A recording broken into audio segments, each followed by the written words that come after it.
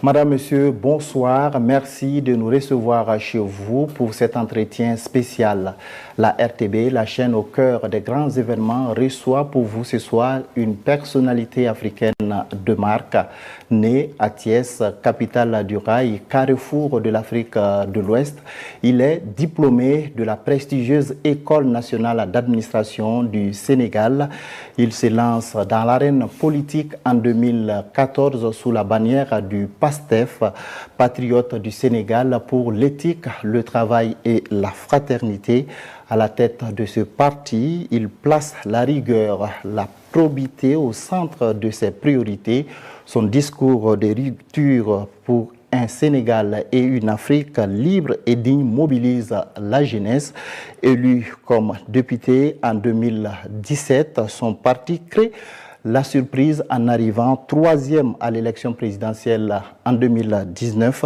Il est empêché d'être candidat à l'élection présidentielle de 2024, mais le PASTEF, sous sa houlette, remporte le scrutin présidentiel dès le premier tour. Bassirou Diomaye Faye est élu président de la République du Sénégal et le nomme comme Premier ministre. Vous l'aurez deviné, nous recevons ce soir son Excellence Ousmane Sonko, Premier ministre du Sénégal. Bonsoir, Monsieur le Premier ministre. Bonsoir, Monsieur Aboubakar. Alors, vous êtes à Ouagadougou donc, pour l'inauguration du mausolée de Thomas Sankara. Alors déjà, comment est-ce que vous appréciez donc l'érection de ce mausolée en mémoire du père de la Révolution d'août 83? Merci. Vous me permettrez d'abord de réitérer toute la satisfaction qui est la mienne d'être aujourd'hui en terre du Faso, qui est un peuple et un pays que j'ai toujours admiré, et remercier toutes les autorités pour le chaleureux accueil qu'on a eu depuis ce matin, depuis l'aéroport jusqu'à la réception avec le président du Faso, et toute l'attention dont on a bénéficié depuis ce matin. C'est un plaisir d'être là et je crois qu'également la télévision nationale du Faso me devra quelque chose parce que c'est la première interview que j'accorde depuis 3 ans à une télévision étrangère et c'est vous dire l'importance que j'accordais à cette visite qui est une visite qui a un double sens. D'abord, comme vous l'avez dit, je suis venu sur invitation de mon homologue le Premier ministre du Faso, à qui j'avais exprimé d'abord mon souhait de venir pour une visite de travail. Et il a reformulé en proposant cette date qui coïncidait effectivement avec le second terme de ma visite, l'inauguration du mausolée d'un des plus grands hommes que l'Afrique ait produit, qui est une référence pour nous tous depuis notre tendre enfance, en l'occurrence le président Thomas Isidore Sankara.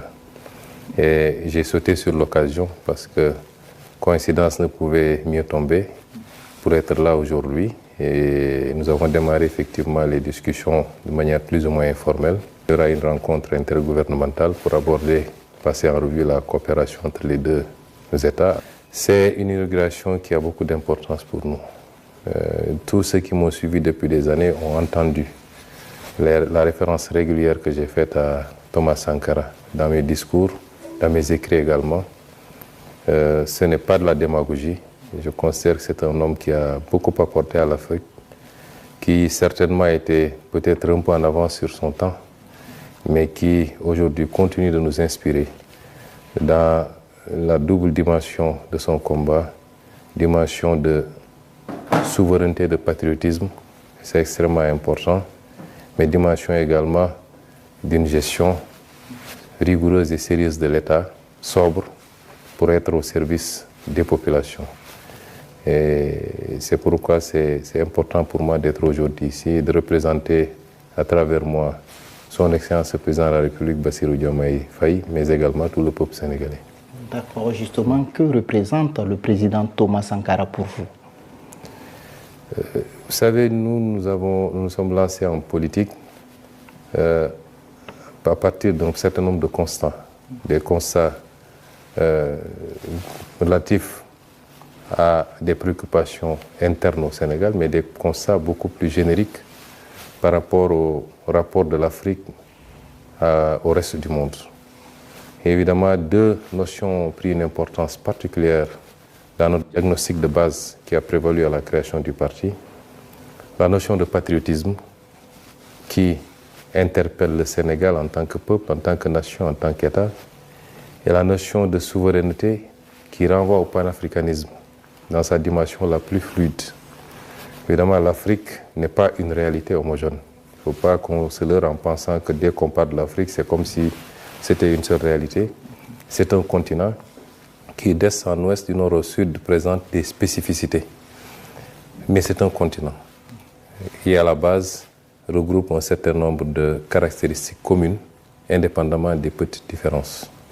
Et sous ce second aspect, un certain nombre de leaders politiques illuminent effectivement nos réflexions, mais également guident quelque part notre action. Il s'agit certainement du président Thomas Sankara, mais il y a d'autres leaders comme Patrice Lumumba, comme Mamadou Dia au Sénégal, qui est d'ailleurs une de nos références les plus solides. Vous avez vu que récemment, le président Diomaye a rebaptisé la plus grande avenue chez nous pour lui donner le nom du président Mamadou Dia. Certainement d'autres, Kwame Nkrumah à côté. C'est autant de leaders qui nous inspirent. Évidemment, nous nous inspirons d'eux, mais en nous adaptant à notre contexte. Les contextes ne sont pas les mêmes et nous pouvons prendre beaucoup de leurs idées, de leur conception des choses, mais en l'adaptant à notre contexte, à notre temps et aux outils dont nous disposons aujourd'hui.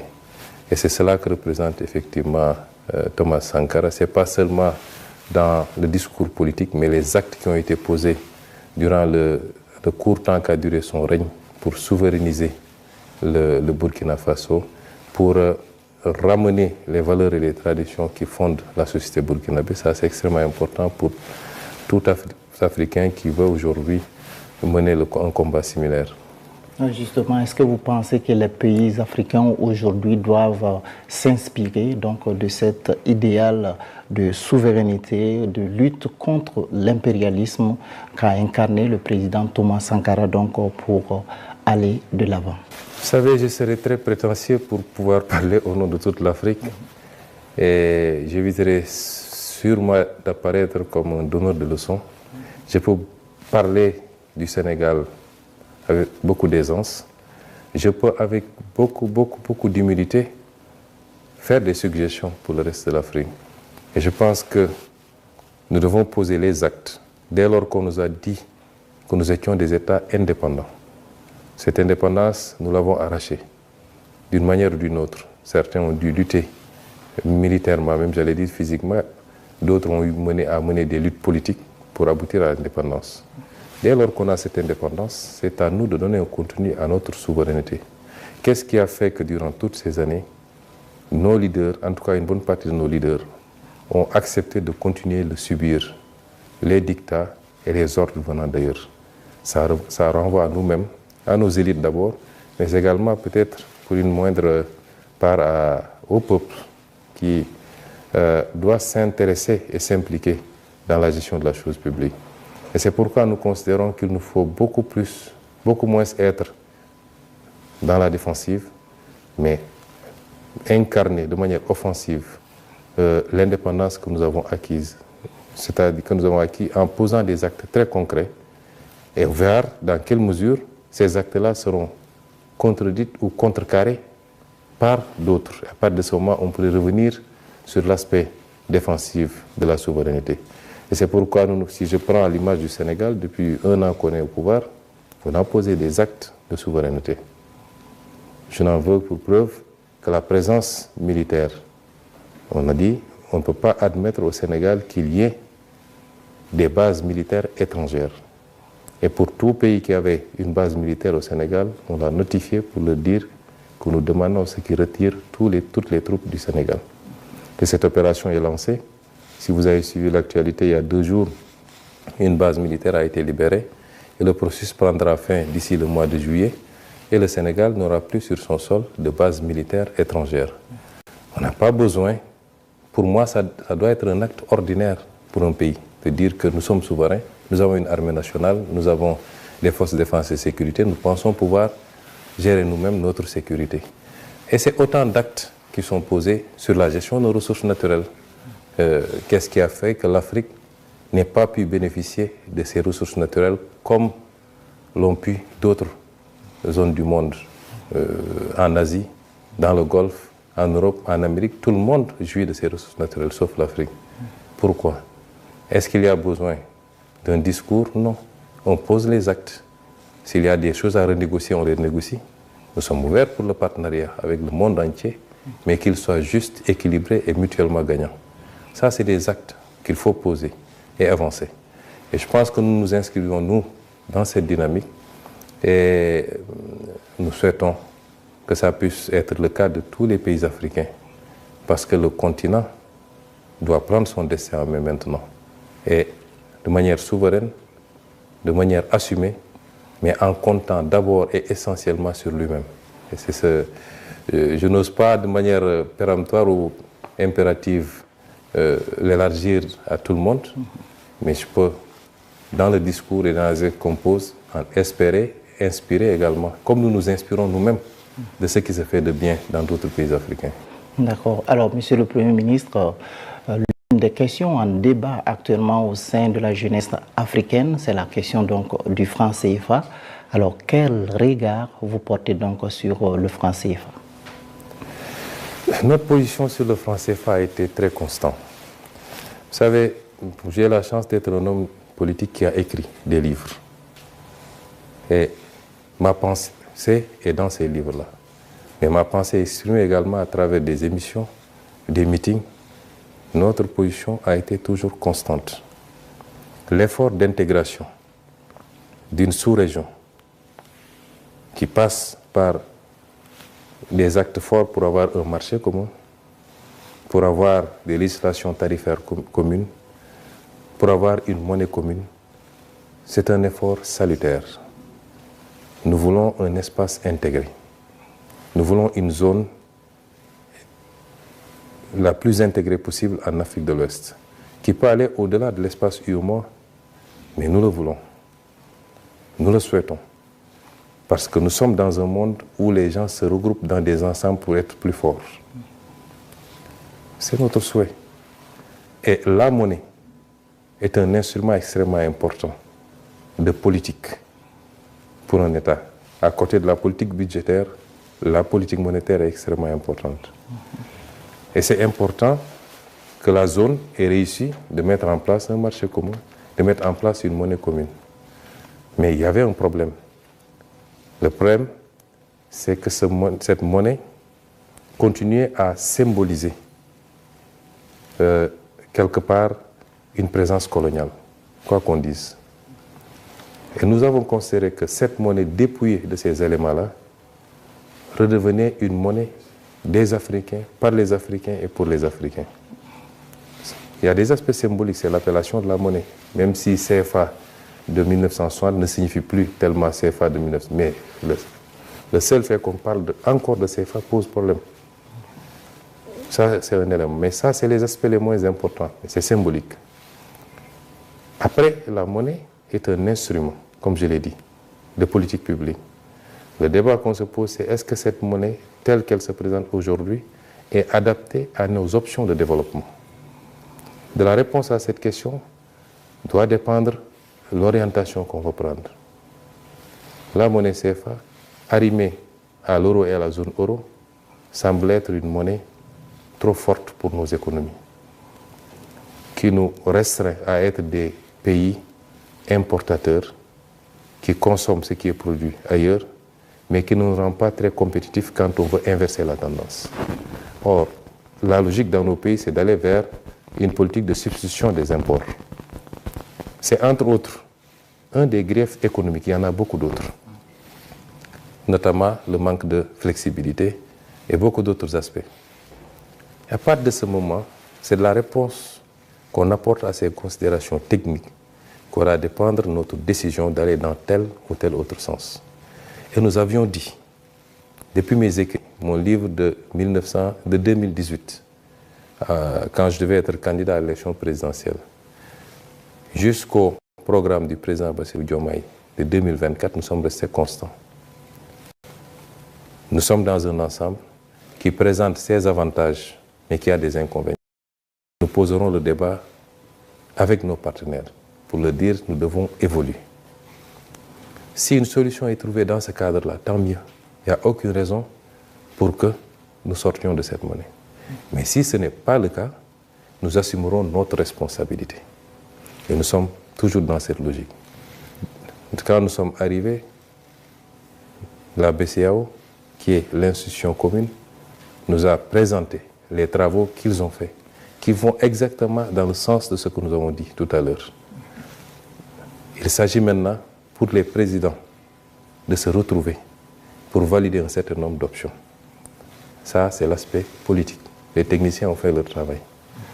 Et nous espérons que les présidents vont convoquer, vont statuer, vont nous permettre de faire un pas significatif vers l'appropriation totale et définitive de notre monnaie pour pouvoir avoir un instrument monétaire et une politique monétaire, ce qui n'est pas le cas actuellement. C'est pourquoi nous sommes toujours obligés de nous recentrer sur nos politiques budgétaires avec les tensions que nous vivons. C'est ça notre position, nous restons constants. Il y a beaucoup d'amalgames qui se font, oui, c'est eux qui avaient dit qu'ils sortiraient. Un État se gère de manière responsable. Et nous sommes avant tout des panafricanistes. Tout ce qu'on peut faire pour rester dans la cohésion, nous le ferons. Mais si on se rend compte que ça ne va pas dans le bon sens et que ce n'est pas bon pour nous, le panafricanisme a ses limites également. Ça ne peut pas se faire au détriment des intérêts des États.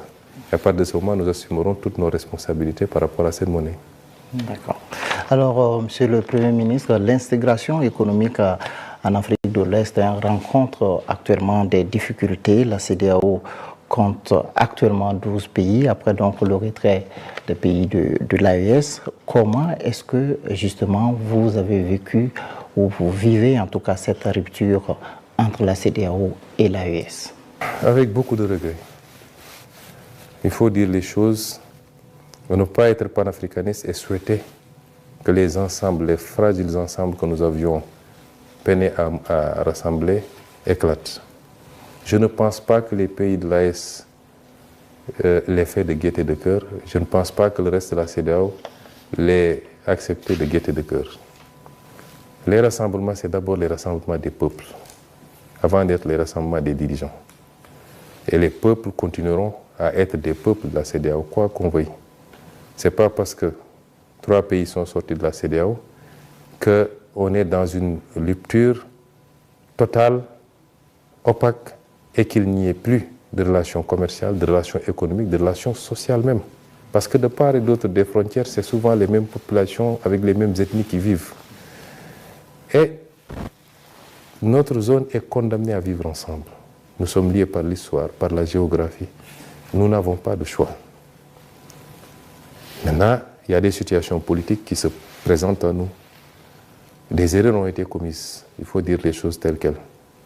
Je n'ai pas commenté la décision. Lors de sa dernière sortie sur la question, le président Diomaye Faye a appelé à respecter la décision des pays de l'AES. C'est une façon de parler. Qu'on le veuille ou qu'on ne le veuille pas, on le respecte, c'est des États souverains qui prennent leurs décisions. Des erreurs ont été commises à la base, je pense que principalement des erreurs de la CEDEAO dans la gestion d'un certain nombre de situations.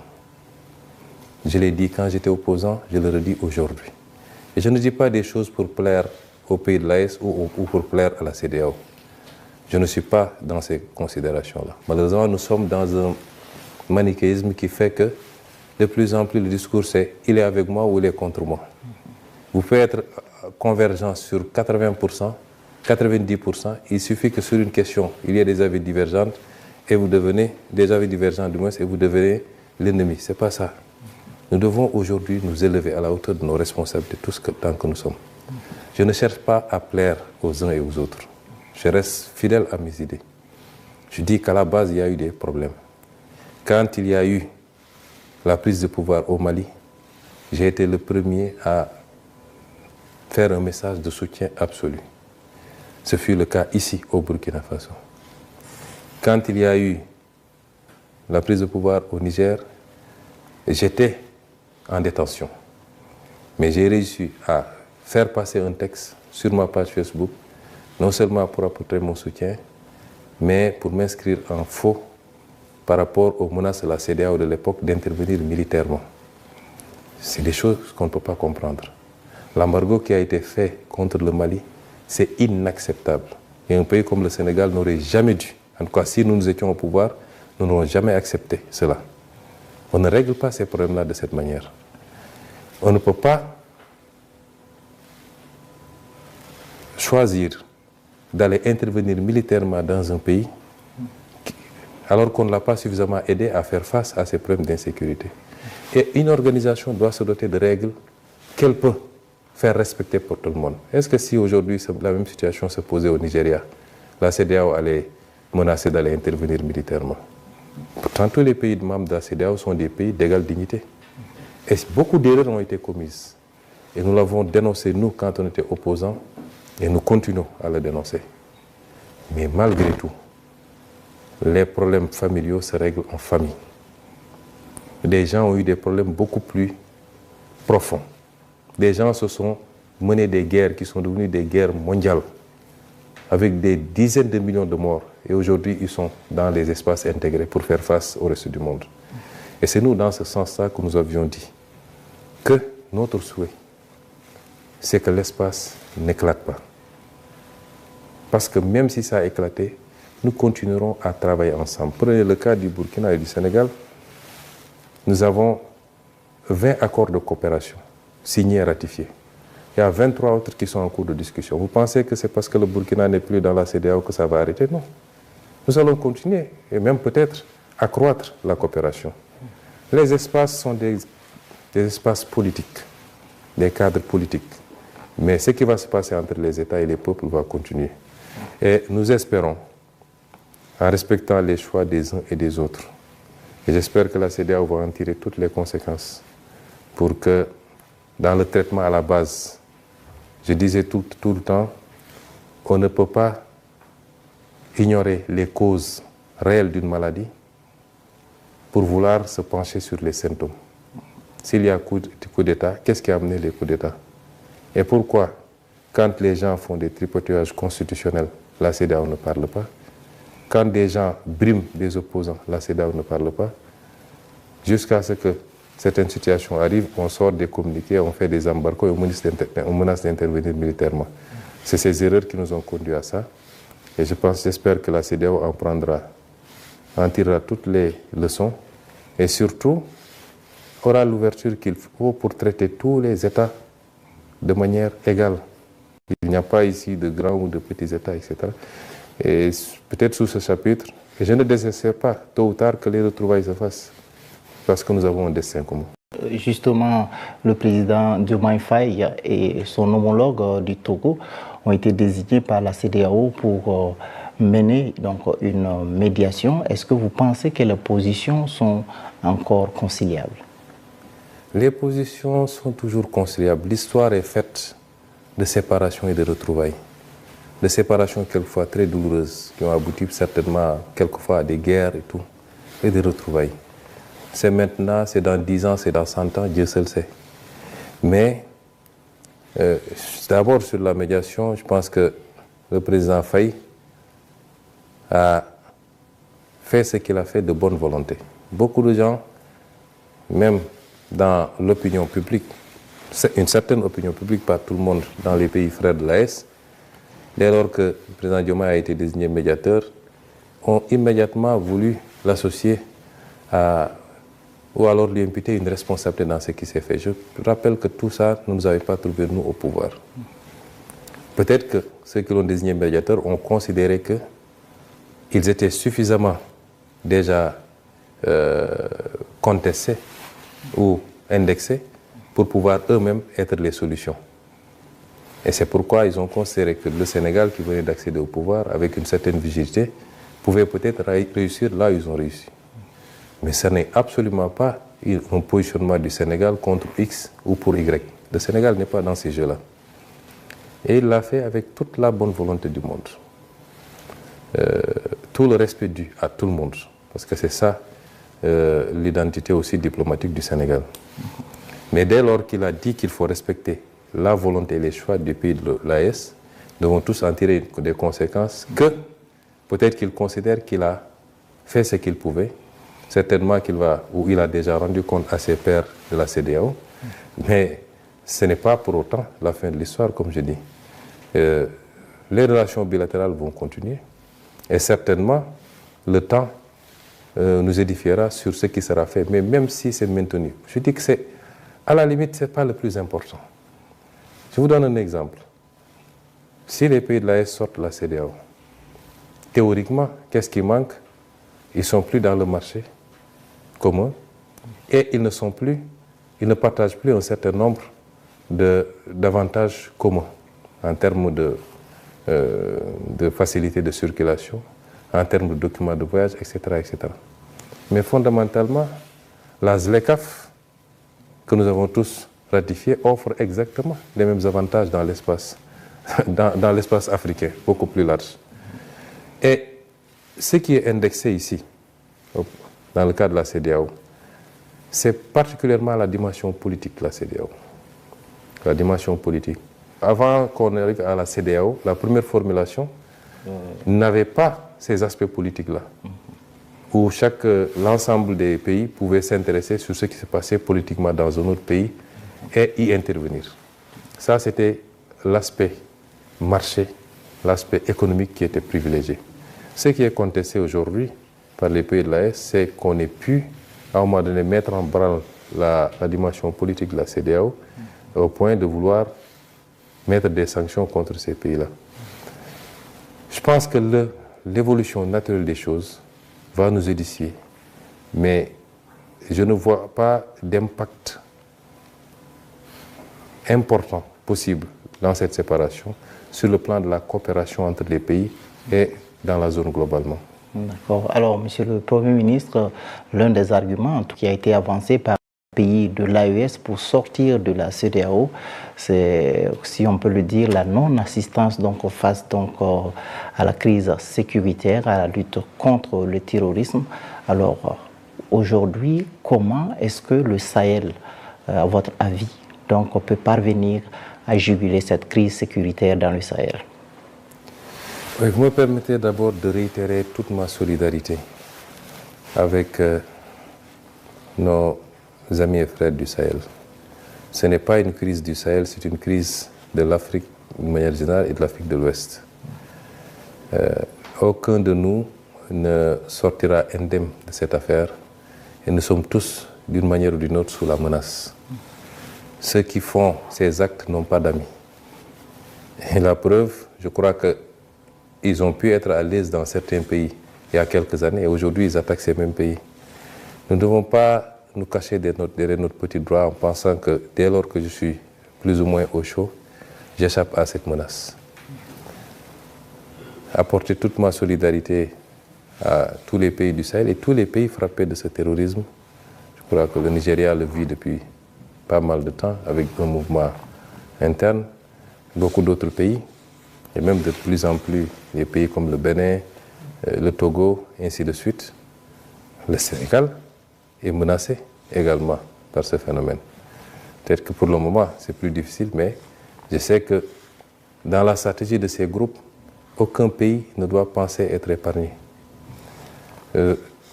Féliciter également et rendre hommage au peuple burkinabé pour sa résilience. Parce que ce n'est pas évident de faire face à une menace asymétrique.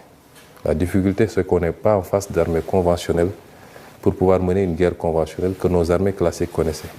Nous sommes face à une menace asymétrique extrêmement difficile qui commande qu'on se réinvente tout le temps en privilégiant d'autres méthodes d'anticipation. Présenter aussi nos condoléances pour toutes les vies humaines perdues. C'est douloureux. Vies humaines civiles comme militaires, c'est douloureux. Ceci dit, je crois qu'il y avait des initiatives. Elles ont été trop lentes. La réactivité qu'il y a eu par rapport aux crises politiques n'est pas la même quand même que pour faire face à ce fléau. Ça, il faut le reconnaître. Je crois qu'il y avait la force d'intervention en attente que la CEDEAO a mis en place avec un certain nombre d'éléments, également des dotations en matériel, des cotisations budgétaires pour pouvoir faire face. Et je crois que cette force en attente est toujours en attente et veut intervenir. Est-ce que ça a été lent? Je le crois, oui, parce que quand il y a un problème politique dans un pays, la CEDEAO réagit rapidement. Sauf que dans le cas de mon pays, le Sénégal, la CEDEAO, on ne l'a pas entendu. Quand nous-mêmes, on était martyrisés, et j'étais en prison, on a vécu beaucoup de choses, on n'a pas entendu la CEDEAO. Je crois que c'est quand il y a peut-être des coups d'État qu'elle réagit rapidement. Mais ceci dit, pour moi, il n'est jamais trop tard, même dans la configuration actuelle, qu'il y ait l'AES à côté, le reste de la CEDEAO. Mais des pays de la CEDEAO sont frappés aujourd'hui par le terrorisme. Le terrorisme ne connaît pas de frontières. Il ne connaît pas de pays. Il ne connaît pas d'entité AES ou d'entité CEDEAO. Il frappe partout où il peut frapper. Donc, voilà un terrain de coopération entre l'AES et le reste de la CEDEAO qu'il faut continuer à implémenter, mais faudrait-il que les partis se retrouvent et continuent à se parler. Ce n'est pas la fin du monde que 3 pays aient décidé de s'organiser en confédération, mais ils sont des pays frontaliers à des pays de la CEDEAO. Il faut que les discussions reprennent, qu'on se retrouve autour des questions sécuritaires. Je dis que l'Afrique a 2 problèmes qui se manifestent de manière différente selon les pays. C'est le problème sécuritaire et c'est le problème économique. Dans le cas du Burkina, la difficulté, c'est qu'il faut allier l'impératif du sursaut économique, et je salue tout ce qui est en train d'être fait sur le plan de la révolution agricole, etc., mais l'allier à faire face également à cette menace, ce qui est très difficile.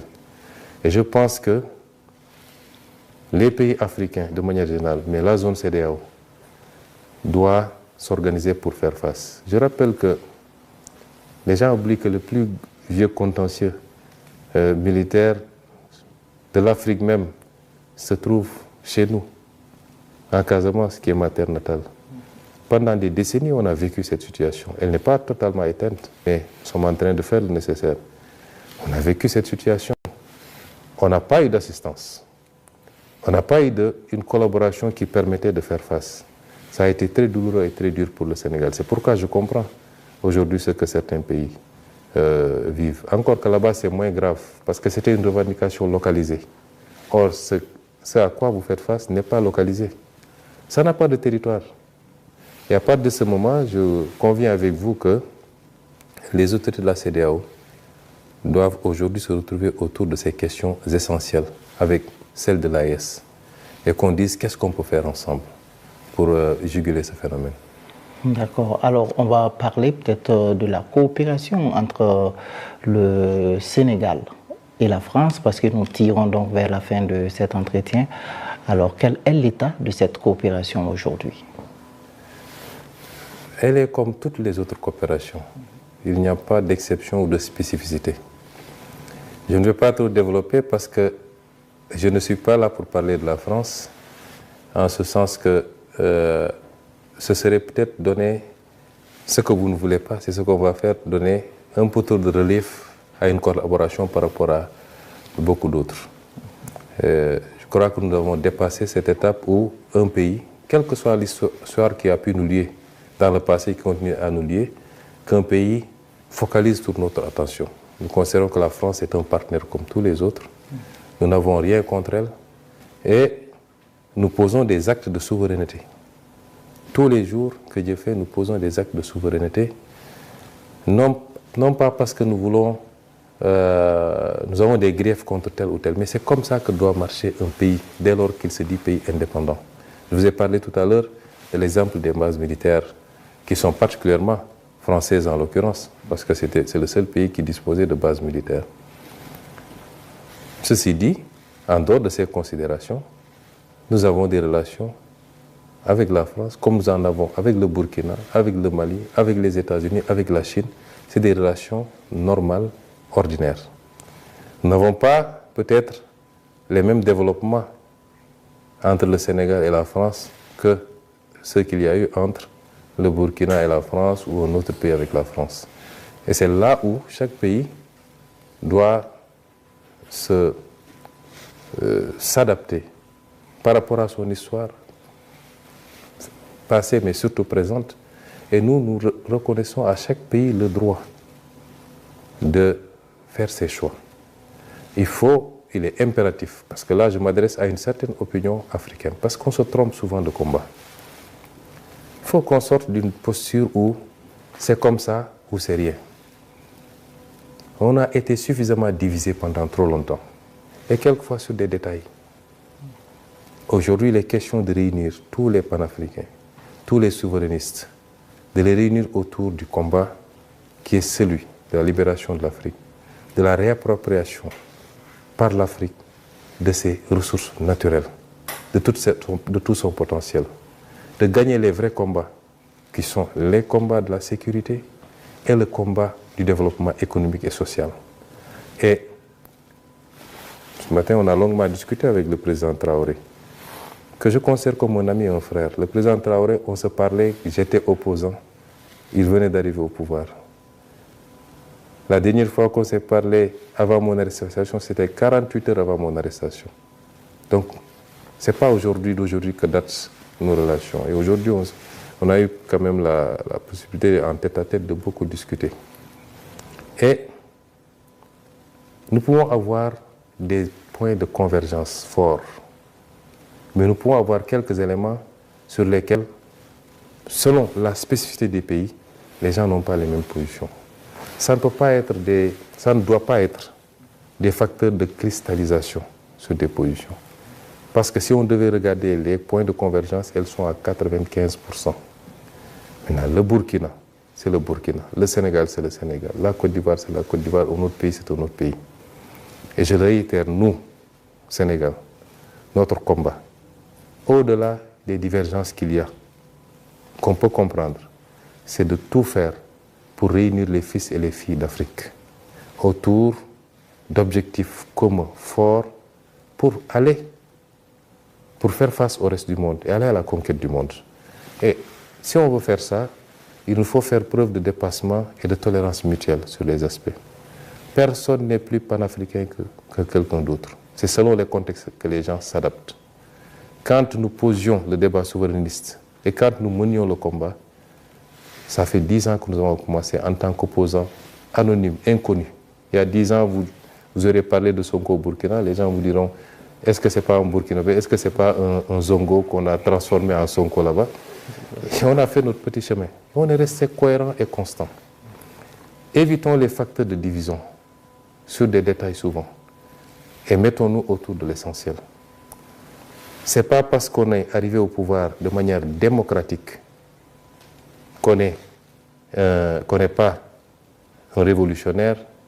Ce n'est pas parce qu'on est arrivé au pouvoir par d'autres moyens qu'on est plus révolutionnaire que d'autres et vice-versa. Des gens ont été adulés, ils sont arrivés au pouvoir par les armes, ils ont été adulés parce qu'ils ont fait des résultats. Des gens sont arrivés par les urnes, ils ont été renversés parce qu'ils n'ont pas fait de résultats. Le plus important, c'est notre rapport à nos peuples, notre capacité à nous mettre au service de nos peuples et de l'Afrique. Et c'est important. Souvent, on apprécie sur ces détails. Le Burkina est une patrie pour moi. J'ai toujours eu beaucoup d'admiration pour le Burkina. Quand je fais des divertissements, c'est les films burkinabés que je regarde, Le Curé, Ladi et autres, parce que c'est ça mon divertissement, moi. Et j'apprécie beaucoup le peuple burkinabé pour sa correction, son éducation, son originalité, rester le même peuple. J'aime beaucoup ce pays, son originalité, et je crois que le Sénégal et le Burkina ont plus de liens qu'ils le soupçonnent eux-mêmes. C'est pourquoi j'ai tenu à être là, pour la mémoire du président Thomas Sankara, mais pour réaffirmer cette relation forte entre nos deux pays et que, sous la présidence de son Excellence Bassirou Diomaye Diakhar Faye, nous voulons faire de cet axe Ouagadougou-Dakar un axe très fort. Le reste, c'est la politique. AES, CEDEAO, ce qui nous intéresse. Nous allons renforcer nos relations avec le Burkina, avec le Mali, avec le Niger et avec tous les autres pays parce que c'est ça nos convictions. D'accord. Alors, dernière question, Monsieur le Premier ministre. Alors, vous êtes là pour le mausolée Thomas Sankara. Aujourd'hui, quel message vous avez donc à l'endroit de la jeunesse africaine? D'abord, un message d'unité. Je crois qu'il y a, je ne veux pas utiliser le terme, mais quand je vois souvent ce qui se passe actuellement, j'ai l'impression que l'Afrique est plus divisée que jamais. Et au niveau de son segment le plus essentiel, sa jeunesse. La jeunesse de l'Afrique, c'est sa force. Il faut qu'on transforme cette jeunesse non pas en charge, mais en dividende. Le dividende démographique. Cette jeunesse doit être à la pointe du combat panafricain, du combat de l'unité. Le panafricanisme ne veut pas dire qu'un jour ou l'autre, on sera un seul pays. Non. Mais c'est de faire de ce continent un espace libre, cohérent pour tout Africain. Et de le hisser au niveau qui doit être le sien. Parce que j'ai tendance à dire que le XXIe siècle doit être africain. C'est notre siècle. C'est le seul continent qui a encore des marges extrêmement importantes. La Chine, sur ces 30 dernières années, a été le moteur de la croissance mondiale. Elle s'essouffle. Ça doit être maintenant le tour de l'Afrique. Évidemment, il nous faut régler la question de la sécurité, je suis d'accord avec vous. Mais il nous faut beaucoup parler à notre jeunesse. Qu'on ne se trompe pas d'ennemis. L'adversité qu'il y a quelquefois entre les êtres, même pour une petite compétition de football, c'est comme si c'est la guerre mondiale entre nos jeunes. Je pense qu'il faut aujourd'hui que notre jeunesse comprenne qu'elle doit être le fer de lance de cette unité. Il peut y avoir des problèmes politiques entre les dirigeants politiques, mais ce n'est pas entre les peuples. Aucun peuple africain ne est un autre peuple africain. Et souvent, au sein d'un même peuple, les actes posés par les gouvernants sont désapprouvés. Certains vont même jusqu'à faire des manifestations pour soutenir le Y. C'est un message d'unité, un message de dépassement. Qu'on sache que aucun de nos pays ne peut aller sans l'autre. C'est illusoire. Soit, quand même, un pays peut se développer s'il est bien géré, s'il est stable et s'il fait le nécessaire, il peut se développer. Mais il ne sera jamais une puissance. Parce que pour être une puissance, il faut un territoire, il faut une population. Si je dis territoire, c'est un territoire vaste. La zone Afrique de l'Ouest fait 6 500 000 km². Moins que la Chine, qui a 8 900 000, moins que les États-Unis, qui a 9 millions presque. Il faut une population. Le Burkina fait 25 millions ou 27 millions d'habitants. Le Sénégal en fait 18, ce n'est pas des marchés. La Chine fait 1,3 milliard, c'est pourquoi elle peut résister même aux attaques qu'elle subit. Nous avons ce destin commun, il faut qu'on le comprenne. Et ne pas jeter de l'huile sur le feu. Mon souhait, c'est que tout le monde se parle, qu'on essaie de dépasser cette situation et qu'on s'entraide mutuellement. Là où le Sénégal a des problèmes que le Burkina n'a pas, que le Burkina puisse être là et vice-versa. C'est ce message que là, je rends à la jeunesse, mais évidemment, il faut que l'élite politique soit à la hauteur également. Il faut que l'élite politique soit à la hauteur et sorte de ces conflits qui ne servent à rien. Sorte de... L'Afrique est attaquée en réalité. On a parlé tantôt de terrorisme. Mais, M. Aboubakar, d'où proviennent les armes que ces gens-là utilisent? Vous savez ce que coûte un drone? Vous savez ce que coûte même une Kalachnikov? D'où proviennent ces armes-là? Il y a des gens qui leur donnent ces armes. Mais en le faisant, ils n'attaquent pas le Burkina, ils attaquent toute l'Afrique. Et c'est une réponse commune qu'il nous faut face à ces phénomènes-là. Et nous devons mobiliser toutes nos populations, à commencer par la jeunesse, et que les élites politiques soient à la hauteur, et elles également, parce que c'est un gros problème. Et qu'on parvienne à identifier, je le réitère et c'est là où je vais chuter, les deux enjeux fondamentaux, la sécurité et le développement économique. Malheureusement, on perd beaucoup de temps sur le débat politique. Merci, Monsieur le Premier ministre, de nous avoir accordé cette interview. Tout le plaisir donc était pour nous. Madame, Monsieur, merci d'avoir suivi cet entretien que nous a accordé le Premier ministre du Sénégal, Ousmane Sonko. Restez en compagnie des programmes de la RTB. Bonsoir.